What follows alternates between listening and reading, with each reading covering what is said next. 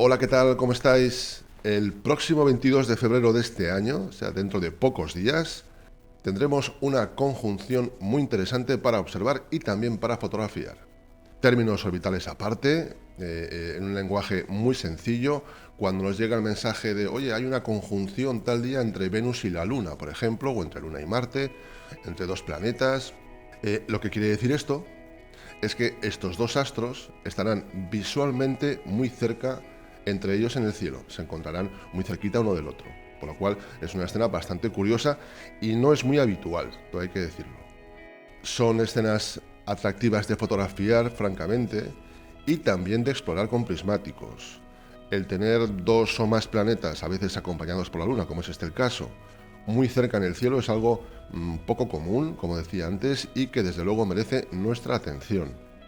En este caso, el 22 de febrero será Venus, Júpiter y la Luna, los astros que estarán muy cerca en el cielo. Muy bien, pues quedaros a ver este vídeo porque vamos a daros unos consejos sobre cómo observar o fotografiar la conjunción del 22 de febrero de este 2023. Vamos allá.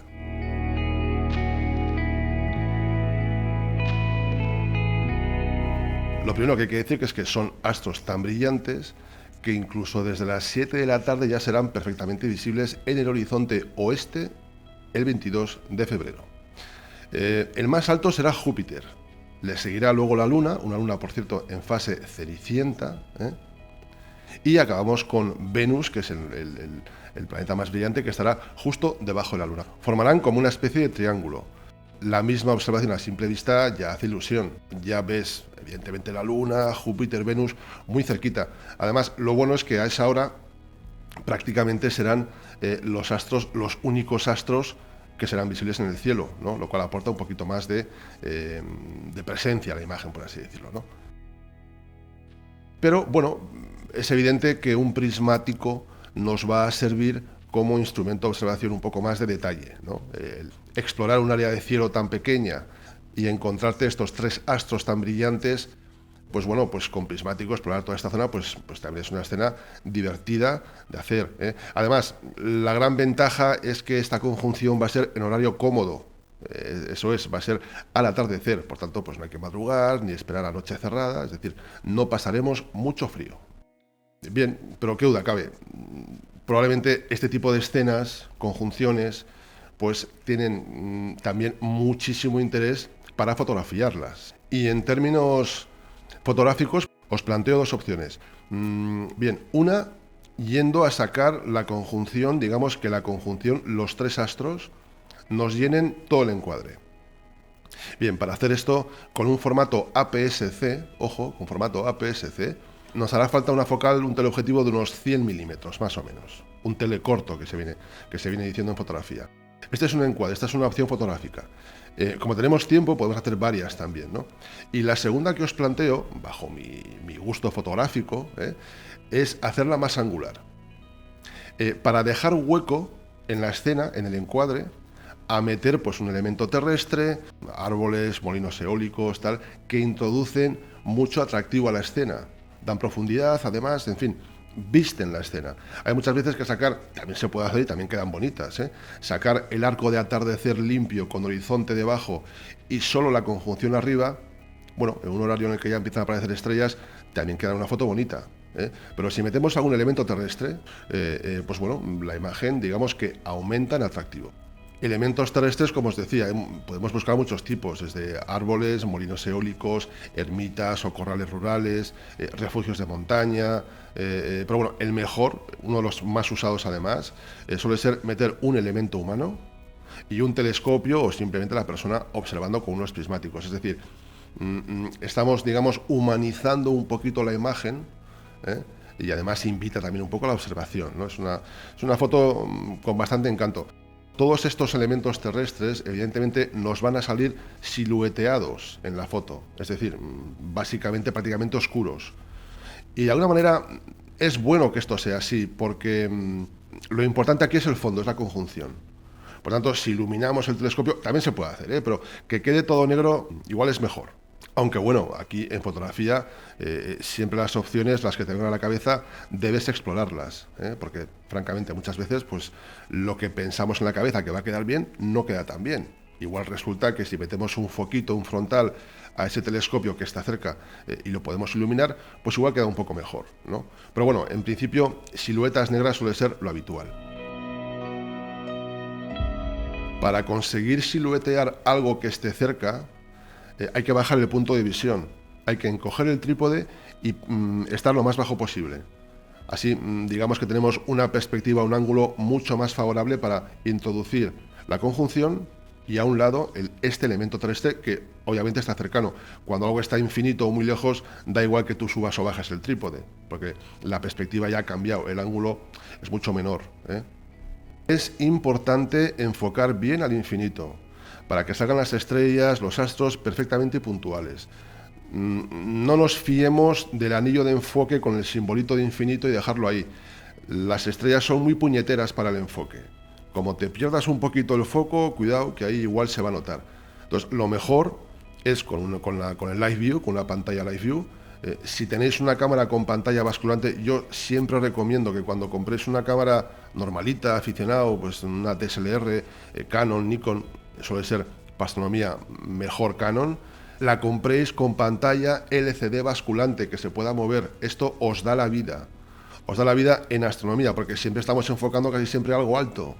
Y bueno, es inmensamente mucho más cómodo bascular, inclinar esta pantalla LCD que no tener pues como con un buscador recto, que no tener que alinear la cabeza, dejarte el cuello y mirando una pantalla que está insertada fija en la parte trasera de la cámara.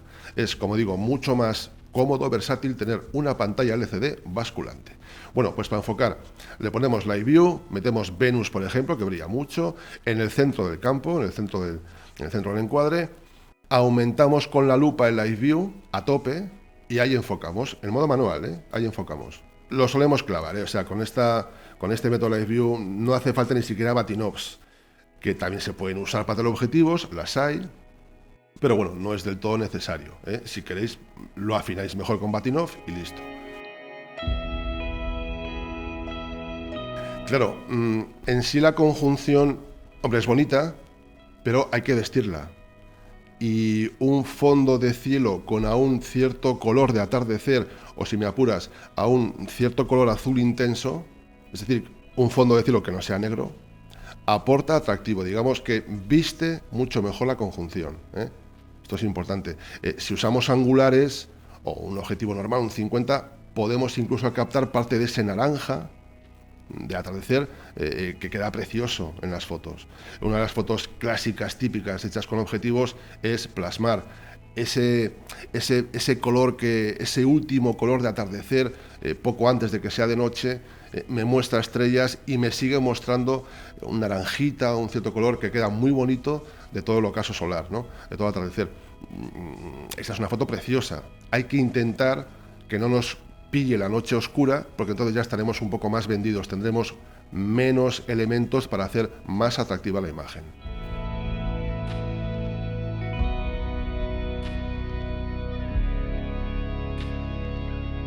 Bien, pero hablemos de los problemas. Claro, ¿qué ocurre? Bueno, pues que la Tierra gira y como consecuencia visual el cielo se mueve.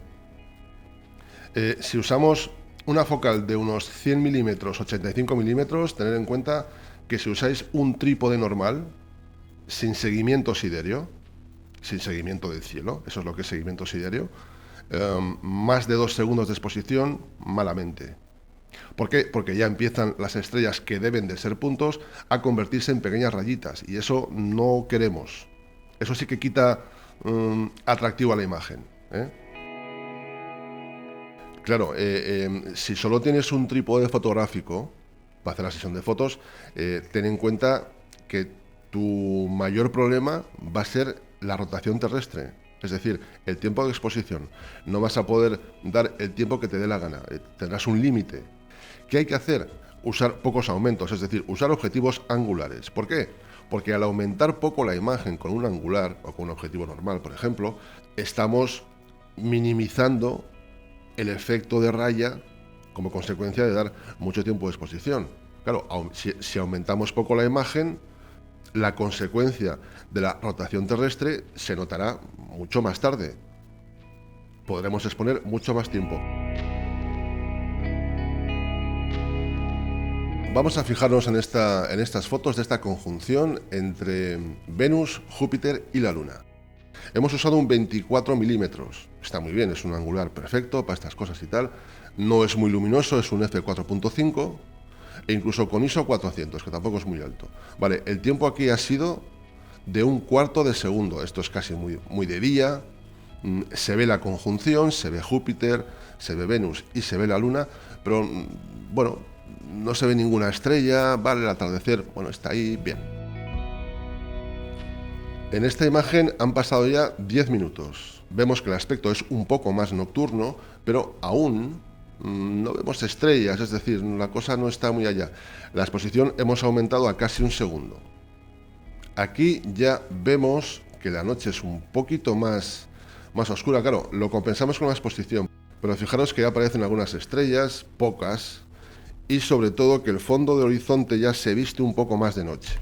Pero hay que esperar más tiempo. Aquí tenemos ya 8 segundos de exposición. Han pasado, pues, desde la primera imagen, 25 minutos. Fijaros cómo ya aparecen estrellas, ¿eh? Y aunque hayamos usado 8 segundos, como tenemos una focal tan angular, las estrellas siguen apareciendo puntuales. Esta es la gran ventaja de usar angulares, ¿no? Que nos permiten, como os decía, usar mucho más tiempo. La foto que a mí más me gusta, pues es una de estas. Aquí tenemos aspecto nocturno por un lado, porque ya aparecen estrellas, ¿eh? Que bueno, no quitan mucho protagonismo, quizás algunos sí, pero a mí me gusta, ¿eh? Y seguimos teniendo color de atardecer menos brillante, pero oye, muy intenso, muy bonito. Es decir, tenemos los dos elementos, color de atardecer y estrellas de fondo en el cielo. Para mí es la exposición el momento casi mejor, ¿no? Si hiciéramos esto con un teleobjetivo, nos saldrían absolutamente movidas. Y fijaros en esta última foto. Aquí son 30 segundos con un 19 milímetros, que es más angular incluso. Bueno, ya no lo aguantamos, tenemos un 800 ISO, pero nos damos cuenta de que las estrellas salen ya rayas con exposiciones de 30 segundos. Un buen consejo es que una vez que hagáis cada foto, la visualicéis, pero con la lupa. Aumentáis la imagen, os fijáis en las estrellas y veréis si siguen puntuales o se están convirtiendo ya en rayas, ¿no? Y en estas fotos hechas con un tele de 70 milímetros, para enmarcar solamente los astros de la conjunción, nos damos cuenta de que incluso con 30 segundos, que es lo que tiene esta imagen, las estrellas salen puntuales. ¿Por qué? Porque aquí obviamente hemos usado una montura ecuatorial. Si no lo hubiéramos hecho, solamente con 2-3 segundos estas estrellas saldrían ya rayas. Y es lo que no queremos. Es decir, a mayor aumento, menos tiempo de exposición.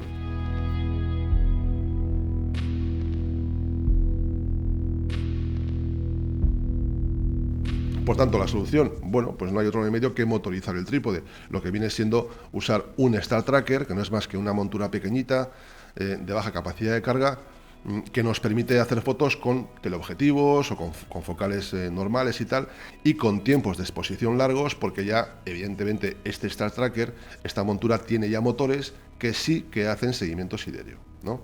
Diremos, sí, pero bueno, el elemento terrestre saldrá movido. Bien, no te preocupes demasiado, porque que un árbol salga movido no es un drama. La exposición va a ser corta. Claro, ¿cuál es la exposición correcta?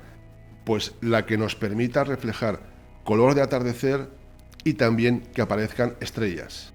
Las estrellas visten mucho las conjunciones, porque en este caso además, como van a brillar mucho menos que los protagonistas de la conjunción, pues no nos afecta demasiado y viste, como digo, mucho la imagen. Esta exposición es, digamos, la ideal. Si tienes una montura ecuatorial, úsala. Te va a hacer falta un contrapeso enano, pequeño, de 1 kilo y pico, una cosa así. Y luego con una cola de Milano a la que adaptas el cabezal de bola del trípode y tal, y ahí encima de la cámara tienes un soporte magnífico, con un seguimiento siderio perfecto.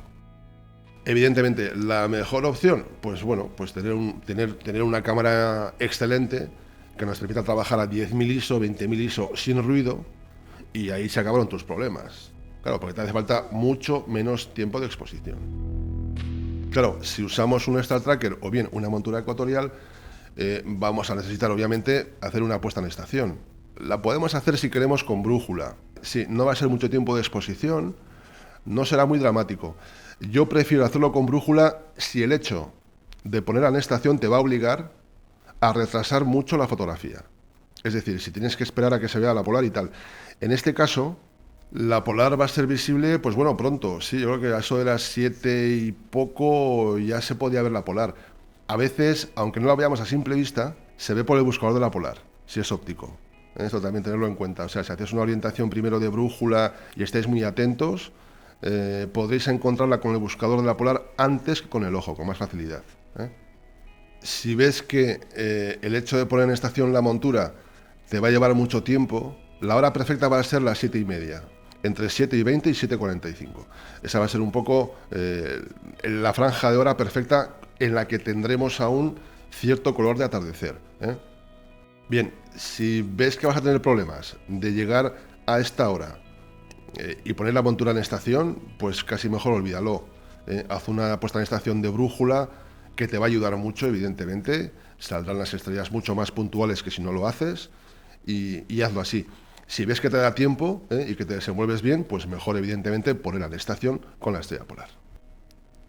Y por último, pues bueno, usar evidentemente un autodisparador para no meter vibraciones al montaje, al asunto, y tirar siempre en formato RAW, por favor. Para este tipo de escenas, bueno, si te apetece JPG, al final esto es para divertirse, y si te agobia procesar una foto RAW, oye, pues tira en JPG, ningún problema.